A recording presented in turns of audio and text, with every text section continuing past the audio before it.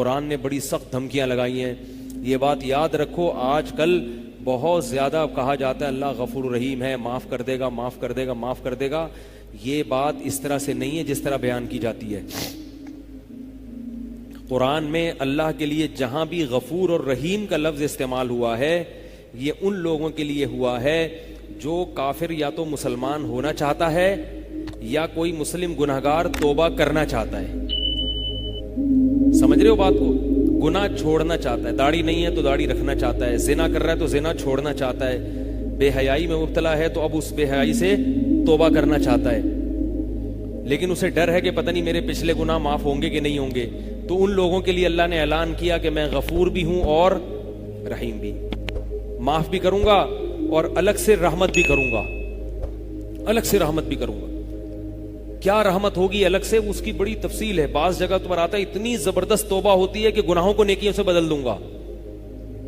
توبہ اگر بہت شاندار کی نا تم نے, ایسے پلٹ گئے, بالکل الٹے ہو گئے, بالکل زندگی الٹ گئی تمہاری, اور پچھلی کوتاہیوں کا کفارہ بھی کر لیا, تو یبدل اللہ سیئاتہم حسنات, تمہاری برائیوں کو نیکیوں سے تبدیل کر دوں گا. توبہ کے درجات ہوتے ہیں نا, ہر ایک کی الگ توبہ ہوتی ہے. صحابہ کی توبہ کیسی ہوتی تھی؟ زنا ہوا کسی صحابی سے, بے چین ہو گئے, یہ تو بہت بڑا جرم ہو گیا. آج اتنا ہلکا سمجھا جاتا ہے زنا کو, اتنا معمولی سمجھا جاتا ہے, کچھ ہے ہی نہیں. او بھائی بہت بڑی نحوست ہے یہ, اس کا عذاب آخرت میں بعد میں ہوگا. زانی کو جو دنیا میں سب سے پہلا عذاب ملتا ہے نا, وہ یہ ملتا ہے کہ اس کو اس گناہ کا چسکا لگ جاتا ہے. وہ زنا کرتا ہے یہ سوچ کے کہ صرف ایک دفعہ کروں گا, لیکن یہ ہمیشہ سوچ سوچ کے کرتا رہتا ہے, اور اسی حال میں اس کی موت آ جاتی ہے. زانیوں میں مرتا ہے وہ. یہ بہت بڑی بھول ہے کہ میں ایک دفعہ گناہ کر لوں پھر توبہ کر لوں گا. اور یہ شیطان اس لیے کرواتا ہے, یار دیکھیں تو صحیح اس گناہ میں لذت کیسی ہے, ذائقہ کیسا ہے. ایسی اللہ کی طرف سے اس پر پھٹکار برستی ہے نا زانی پر, وہ تڑپتا ہے کہ مجھ سے چھوٹ جائے. کسی کسی کو اللہ توفیق دے دیتے ہیں, لیکن عام طور پر کیا ہوتا ہے, گیا بس. اتنا مشکل ہوتا ہے پھر اس کو اس دلدل سے نکلنا. اللہ کہتے ہیں اب گند میں منہ مارا ہے, گند میں رہو. اب گند کھایا ہے نا, اب گند کھایا تو اب گند میں رہو. پھر گندگی میں اس کو مزہ آتا ہے پھر وہ. اس لیے اللہ کا واسطہ, جن لوگوں سے زنا نہیں ہوا, اللہ کا واسطہ کبھی بھی اس گناہ کے قریب مت پھٹکو. اللہ نے یہ نہیں کہا کہ زنا مت کرو, اللہ نے کہا ولا تقربوا الزنا, زنا کے قریب مت جاؤ. قریب کیسے قریب جاتا ہے انسان؟ آپ کے گھر میں کوئی رشتہ دار جوان لڑکی آ گئی ہے یونیورسٹی کی, کالج کی, آپ گھر سے باہر نکل جاؤ. بعض دفعہ ایسا ہوتا ہے, لوگ مجھے بتاتے ہیں کہ کوئی میری رشتہ دار خاتون آئی, جوان تھی, کزن تھی, گھر میں تھا, وہ اکیلی تھی, وہ آ گئی, تو میری بڑی عجیب کنڈیشن ہو گئی, میں بہت پریشان ہو گیا, بہت مشکل سے بچا میں. تو میں ان سے کہتا ہوں آپ گھر سے نکلے کیوں نہیں؟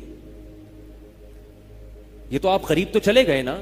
جب ایک جوان لڑکی آپ کے گھر میں آئی ہے, آپ کو اس وقت گھر میں نہیں ہونا چاہیے, نکل جاؤ وہاں سے. ایسے دور بھاگو زنا سے, اتنا دور بھاگو. انبیاء ایسے ہی کرتے تھے, تبھی تو بچتے تھے وہ. جتنے بزرگان دین گزرے ہیں وہ یہ نہیں کہ زنا نہیں کیا, وہ ہمیشہ زنا سے دور بھاگے.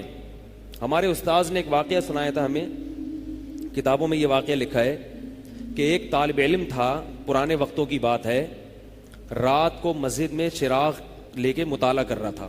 پہلے زمانے میں لائٹ وائٹ تو نہیں ہوتی تھی, گاڑیوں کے سفر نہیں تھے, اونٹوں کے سفر تھے, تو مسافر لوگ بعض دفعہ آ کے مسجدوں میں ٹھہرتے تھے. تو اس نے دیکھا کہ ایک جوان لڑکی ہے, پردے میں ہے لیکن خوبصورت جوان لڑکی, وہ آئی اور اس سے کہنے لگی کہ میں راستہ بھٹک گئی ہوں, مجھے ایک رات مسجد میں گزارنے دے دو. باقی یعنی صحیح تھی, وہ اسی طرح ہوا تو کہیں بھٹک گئی تھی. شہر میں بھی بعض دفعہ لوگ بھول جاتے تھے نا کہ راستہ بھٹک جاتے تھے. اب یہ پریشان تھا کہ میں اس کو رات کو اگر پناہ دیتا ہوں تو مجھے شیطان ورغلائے گا, اور اس لڑکی کو اگر میں پناہ نہیں دیتا تو یہ کہاں جائے گی رات کو, کوئی اور اس کی عزت سے کھیلے گا. تو اس نے بہرحال اس کو ٹھکانہ دے دیا, اس کو کہا کہ آپ ادھر اس طرف جا کے سو جائیں. نتیجہ کیا نکلا ہے کہ وہ لڑکی اس کو دیکھ رہی تھی یہ کرتا کیا ہے, اس کو بھی اپنی عزت کا ڈر تھا نا کہ کہیں یہ دست درازی نہ کرے. تو یہ نوجوان جس چراغ میں مطالعہ کر رہا تھا، مطالعہ کرتے کرتے اس کی آگ میں اپنی انگلی لے کے جاتا اور اس کو جلاتا. جیسے ہی وہ جلنے لگتی تو اس انگلی کو واپس کھینچ لیتا. ایک دم تپش آگ لگتی نا، واپس کھینچتا. پھر تھوڑی دیر بعد یہ انگلی اس میں لے کے جاتا، پھر واپس کھینچتا. پوری رات یہ کرتا رہا ہے اور اپنی انگلی کو جلاتا رہا ہے. صبح جیسے ہی ہوئی ہے، اس نے فوراً، صبح صادق ہوئی نا فجر کی اذان کا وقت، اس نے فوراً اس لڑکی سے کہا یہاں سے چلی جاؤ، فوراً یہاں سے فوراً چلی جاؤ. اس نے کہا اللہ کی قسم اس وقت تک نہیں جاؤں گی جب تک تم یہ معاجرہ نہیں بتاؤ گی رات تم نے کیا ہے.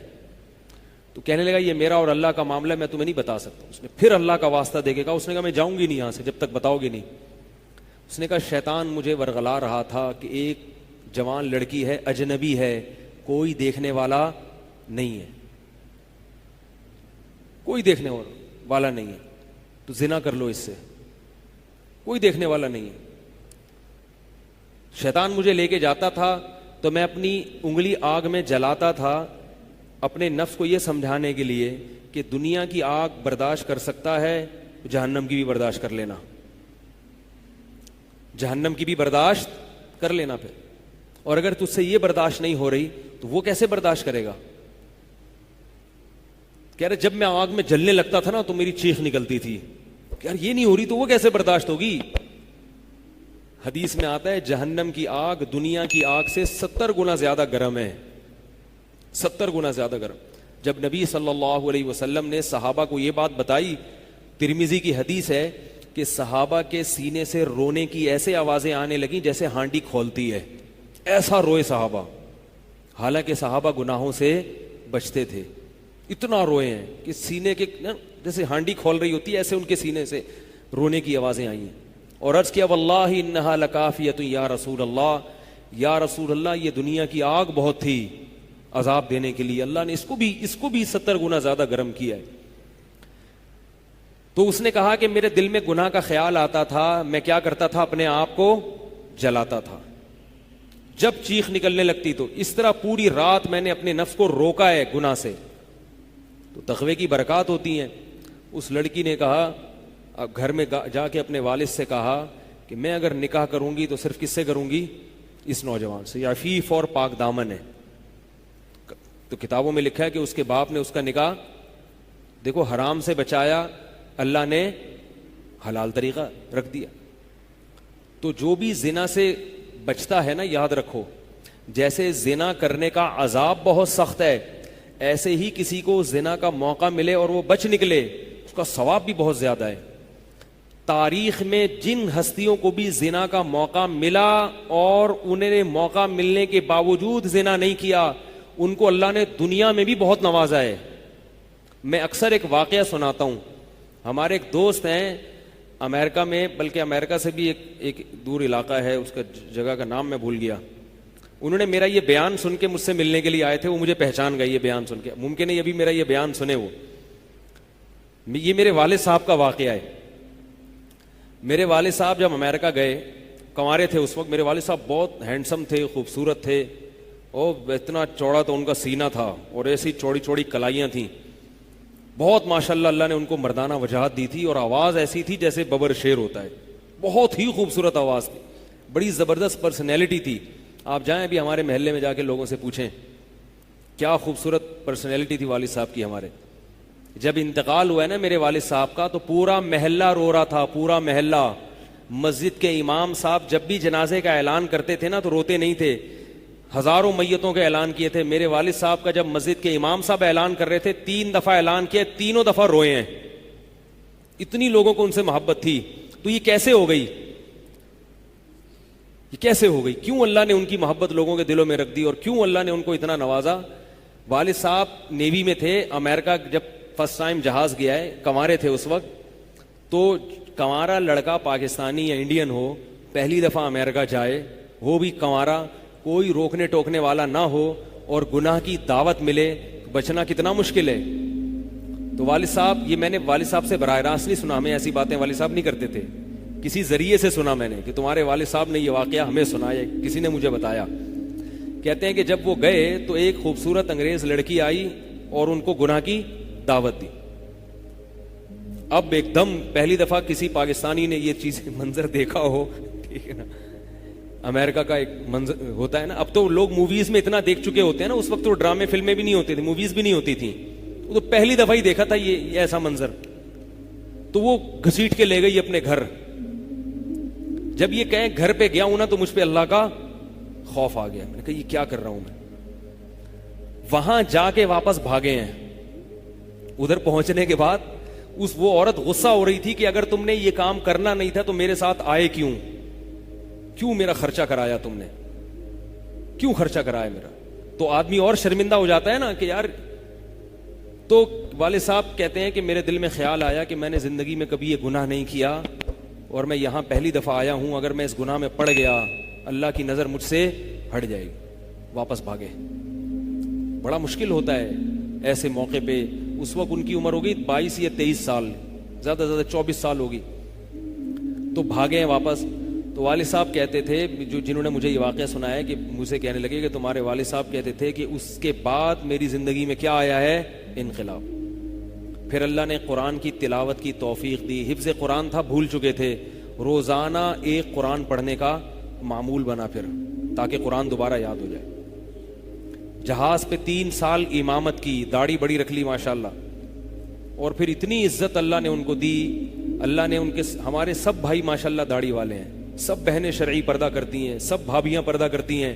گھر میں کیا آ گیا پورا, حالانکہ اس وقت شادی نہیں ہوئی تھی, لیکن یہ اثرات کہاں منتقل ہوئے ہیں, خاندان میں, پورے خاندان میں منتقل ہو گئے نا.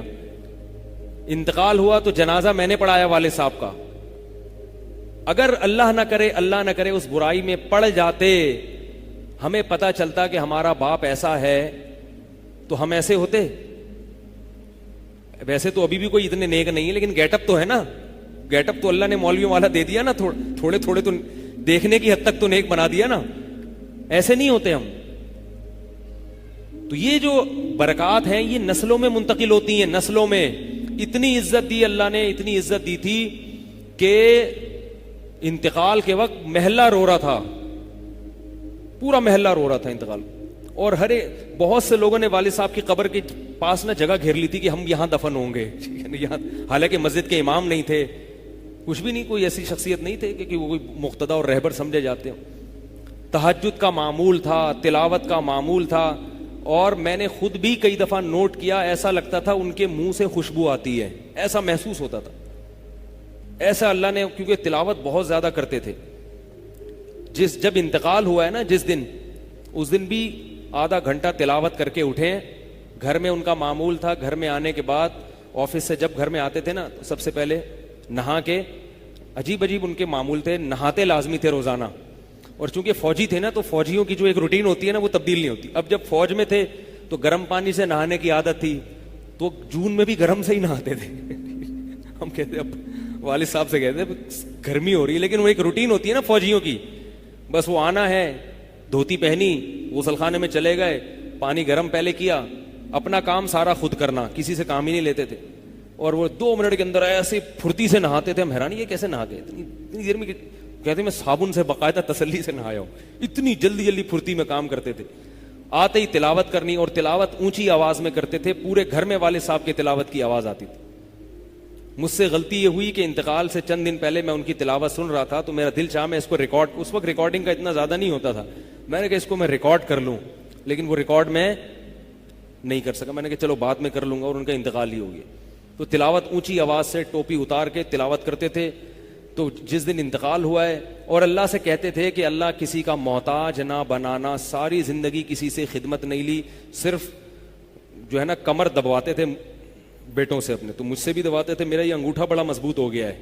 وہ کمر پہ نا ان کے یہ ایسے مالش کر کے, ایسے کمر پہ میں مالش کرتا تھا والد صاحب کی, یہ تیل لگا کے نا ادھر, تو میرے انگوٹھے میں بڑی طاقت پیدا ہو گئی تھی. تو مجھے کہتے تھے یار تم ہو باریک سے, میرے باقی بھائی ذرا, لیکن یار تمہارے ہاتھ میں بڑی طاقت ہے. تو میں کہتا تھا کہ یہ میرے ہاتھ میں طاقت نہیں ہے, یہ مالش کر کے نا یہ انگوٹھا بہت مضبوط ہو گیا ہے. تو کیا تھا, تلاوت کی انتقال سے پہلے, اور بار بار دعا کیا کرتے تھے کہ اللہ بستر پہ لیٹوں نہیں. زندگی میں ہم نے کبھی نہیں دیکھا والد صاحب بستر پہ لیٹے ہوں, یعنی بیمار ہو کے لیٹے ہوں. اپنا سارا کام پھرتیلے پن سے ایسے کوئی بالکل. تو وہی ہوا, موت کے وقت بھی ایسا ہی ہوا. آئے ہیں, تلاوت کی ہے, پھر اس کے بعد گئے عشاء کی نماز پڑھنے, صف میں بیٹھے ہوئے تھے کہ گر گئے.